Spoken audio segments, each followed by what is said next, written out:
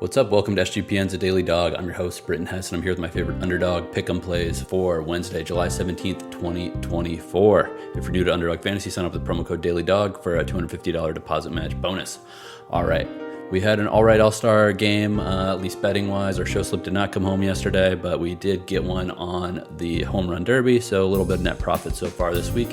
Let's keep that going today with our picks. Yesterday I teased that we might be getting back into tennis. The menu is actually all right for us on this Wednesday. There's enough matches that are starting late that I like my options. The first match we're going to is in Hamburg, Germany. And I should say this is one of the funniest times of the year for me. I don't know why I think it's hilarious, but after Wimbledon, all of a sudden it's like choose your own adventure as far as surface goes. There's people playing on clay, there's people playing hard courts, and there's people playing grass right now. So players can kind of go to whatever surface they prefer and try to put their best foot forward. That said, we're going to Hamburg, and I am taking Sebastian Baez higher than 21.5 games played against Dusan Lajovic. Basically, both of these guys are clay court specialists. They're a little bit relieved to get off of Wimbledon, get out of that grass swing that does not suit their games well at all.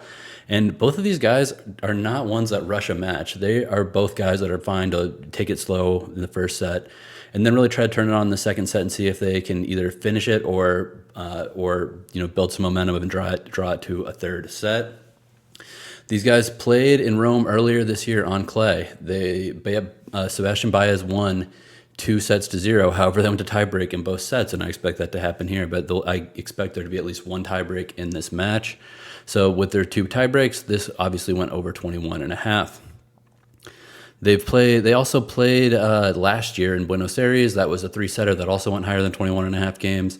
So yeah, there's a little bit of a precedent and a short sample size with these guys facing off for the match to go a bit longer.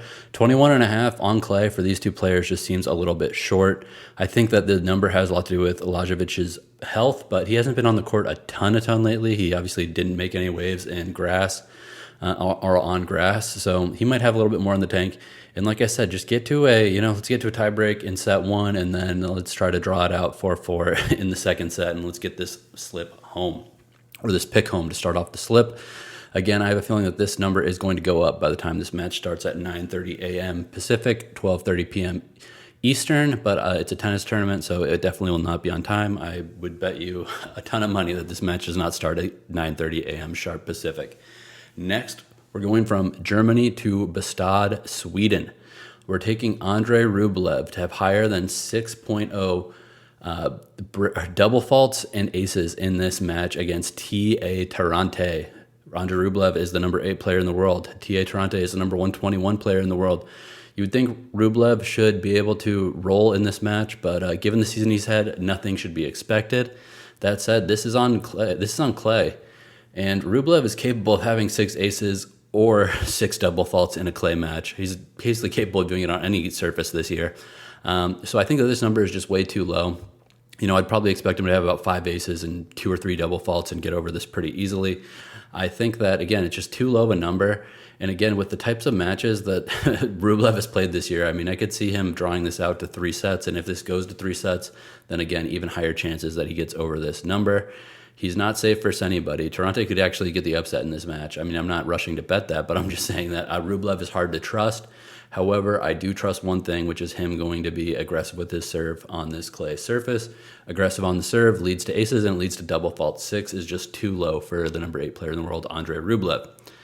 After those 2 tennis matches, we are moving over to WNBA. I know I've been doing a little bit more WNBA lately. If you've been following my shorts on YouTube or on X or Twitter, whatever you want to call it, I've been integrating a couple WNBA plays. Usually they are promo related, but I had to do one today just because there wasn't enough on the board for me to get my value.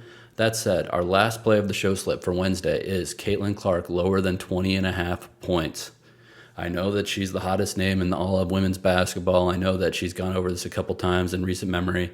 But in the season, on 25 games, including the Commissioner's Cup, she's only gone higher than 20.5 points 6 times. That's almost like 75% of the time she's below that, or 78, something like that. I don't know. I'm sick. I should say that too. Sorry if my voice sounds a little bit off. I'm sick. My brain's not working that great on this math stuff, but just below 80% of the time she is staying, just below 80% of the time she's staying under this number.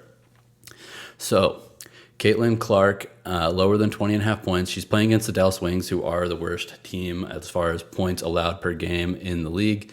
That said, they've got some guards that are aggressive, like to steal the ball. Her ball handling might be challenged in this game. I'm not saying she can't handle that, but I'm just saying that she might not, she might have people on her faces, so she might not be taking those contested threes that you come to expect for her to get these high point totals. And again, 20.5 is a lot. She doesn't go over that very often so far in her young career. Maybe in a year or two, maybe by the end of the season when she is reaching her full potential, she eclipses 20.5 on a regular basis, and she's like the next Aja Wilson. But right now, I just don't trust her to do it consistently. And again, she can still have a great game and not score 21 points. She can have 18 points, 13 assists, and 8 rebounds. And the Fever can destroy the Wings like they probably will in this game. Although I will also say this is on the road, and Caitlin Clark has not had as many 21-plus point games on the road as she has at home. And I believe this is the first matchup she's had with the Wings so far. So there's a lot of feeling out to be happening here. Again, I'm taking lower than 20.5 points for Caitlin Clark in the WNBA game of her Indiana Fever against the Dallas Wings.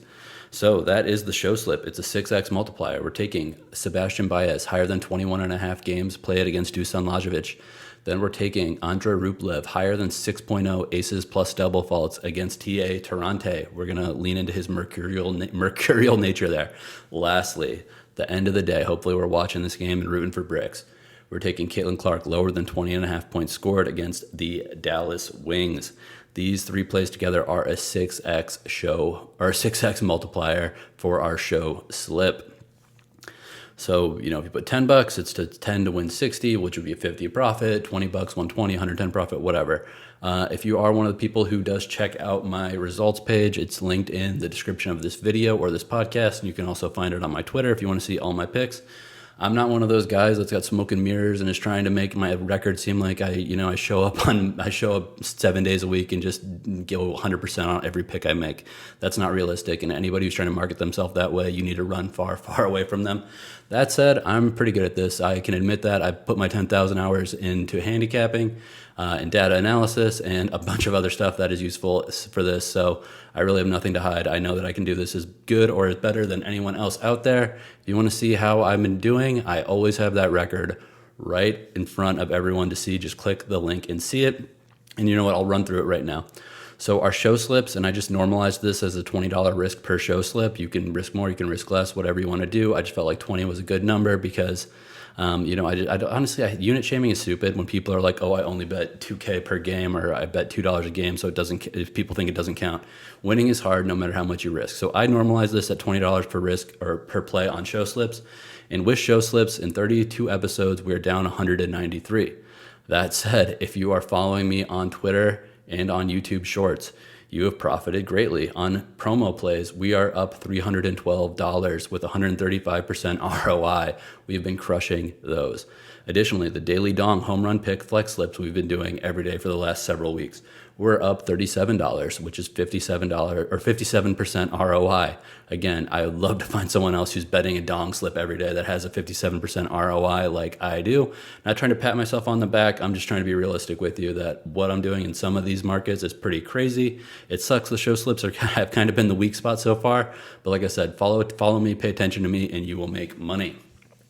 Next, I've also done one bonus show slip where there was too much on the board. I didn't want to have a massive flex play, so I just made two separate show slips, and I won that one as well. So overall, if you're following me on all formats, you're up almost $200, $190 to be exact, with a 20% ROI. I would love to find someone else who's playing Underdog every day with a 20% ROI that has every pick fully verified and fully available for every follower to see.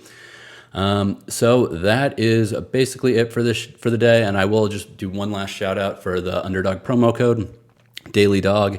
You can get a 50% deposit match bonus worth up to $250. That means if you put $500 on the app, use the promo code Daily Dog, you'll have $750 to play within that app. I recommend taking that bonus money and using it on these promo plays I give out because they have by far the best plus expected value of anything you will do on Underdog or any pick'em site, because you're basically getting a free square or a heavily discounted square on a regular basis. If you're using promo funds to do that and you get your rollover, which is 1x rollover of promo funds, you are going to be taking more money out of the app than you put in. I know that that's a crazy concept. Most people just sign up, just play these games to lose, which, hey, it's, a lot of times it's cheaper and more fun than playing a round of golf in 115 degree heat in the summer. So I don't blame you. I'm just saying there is a path to doing this, and there's a path to doing this profitably. I can't guarantee every day I'm going to win, but over the long term, you're going to enjoy the stuff that I put out there. Your bank account should enjoy it as well. As I said, the link is out there. The proof is in the pudding. And I have no idea why I've ranted for 7 minutes about how awesome I am, because I'm not. All I do is put in the work. If you put in the work and you kind of find the way to attack these markets, you can do it too. And if you have any questions, honestly, feel free to reach out to me on Twitter. I'll tell you exactly what I do. I don't care. I'll go through the entire process for how I handicap everything if you really are interested in that. So that's it. We got our show slip. I will give it out one final time. Caitlin Clark lower than 20.5 points. Sebastian Baez higher than 21.5 games played, and Andrey Rublev higher than 6.0 aces plus double faults. That is it. Let's make some money.